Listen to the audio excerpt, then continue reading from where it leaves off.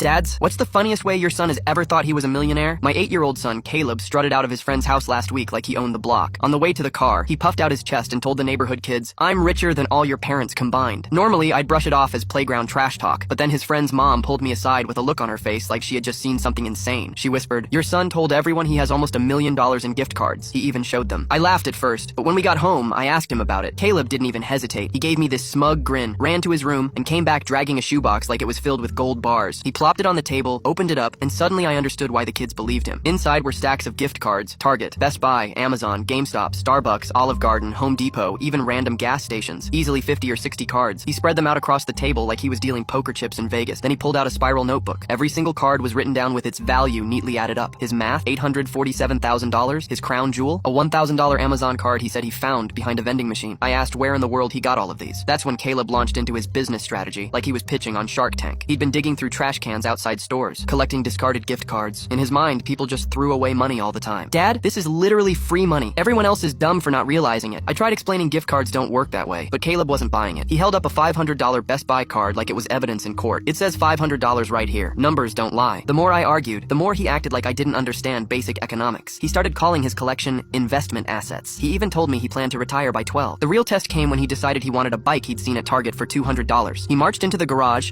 picked out the perfect card from his stash, and told me, "We're buying it today. Don't worry, Dad. I'll cover it." We drove to Target, and Caleb strutted into the store like a man about to close a multi-million-dollar deal. He grabbed the bike, rolled it up to the counter, and handed the cashier his prized $500 Best Buy card. I reminded him, "Caleb, this is Target, not Best Buy." He gave me a look of pure pity and said, "Dad, money is money. Don't embarrass yourself." The cashier scanned it. The register made this sad little beep, and the screen lit up with a balance of 30 cents. Caleb froze. His eyes went wide. He looked at the card, then the screen, then back at me like the universe had just betrayed him. In the smallest voice I've ever heard, he whispered, "But it says 500 right here." The cashier's lips started twitching. She turned around and pretended to rearrange gift bags just to keep from bursting out laughing. But Caleb wasn't giving up. He yanked 3 more cards out of his shoebox. One for GameStop, one for Amazon, and a random Chili's card, and shoved them at the cashier. "Try these." Every single one came back with pennies left on them. By the 4th declined card, Caleb's confidence had collapsed into full-blown panic. He clutched the box to his chest and whispered, "Dad, someone stole all my money." That's when the cashier lost it. She laughed so hard she had to step away from the counter, and now other customers were watching my son's empire collapse in real time. The car ride home was dead silent. Caleb just stared out the window, gripping his shoebox like a failed CEO who had just tanked the stock market. Finally, he muttered, "So I can't get the bike?" I told him he'd have to save up his allowance like every other kid. That night, I caught him at the kitchen table with scissors and tape, carefully sticking 2 cards together. He explained, completely serious, "If you put a $50 card on top of a $25 card, it makes $75. The next morning, he asked me if gift cards gain interest if you don't use them. And later that afternoon, I found him Googling, "How to unsteal your money" on the family iPad. At this point, I don't know if he's destined to be a billionaire entrepreneur or the next guy getting arrested for coupon fraud. Maybe both.